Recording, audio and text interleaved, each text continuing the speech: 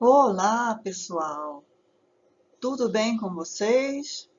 Hoje iremos estudar os gêneros e tipos textuais. Mas antes disso, vamos aprender um pouco como se processa a comunicação. Enunciado é tudo o que o locutor enuncia, isto é, tudo o que ele diz ao receptor em um determinado contexto. Texto é um enunciado ou um conjunto de enunciados, verbais ou não verbais, que apresenta unidade de sentido. Contexto é a situação ou o ambiente em que se processa a comunicação. Por exemplo, no trabalho, na escola, em família, entre amigos, etc. Discurso é o processo comunicativo capaz de construir sentido.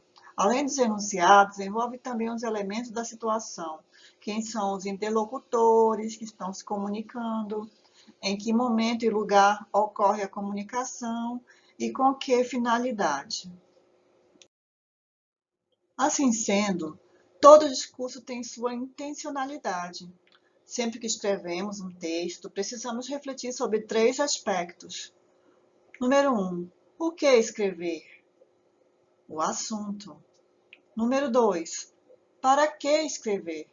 Eu vou pensar sobre a finalidade ou objetivo do meu texto. Número 3. Para quem escrever? Vou pensar sobre o receptor ou o meu público-alvo, certo? Os principais tipos de texto são 6, e cada um deles tem um objetivo diferente. Narrativo é o texto que narra uma história, exemplo, fábulas, contos e etc. Descritivo é o texto que descreve ou faz um retrato falado de uma paisagem, objeto ou personagem. Texto poético é aquele que procura emocionar o leitor, pode ser tanto uma poesia como uma letra de música. Expositivo ou informativo é aquele que traz uma informação ou conhecimento sobre determinado assunto. Exemplos: seminários, verbetes de dicionário e etc. Texto dissertativo ou opinativo, ou ainda texto argumentativo. É um texto que defende uma opinião ou um ponto de vista. Exemplos: carta de opinião, artigo científico, resenha, etc.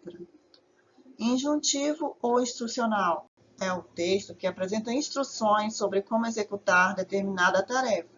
Exemplo: receita culinária, manual de instrução e etc.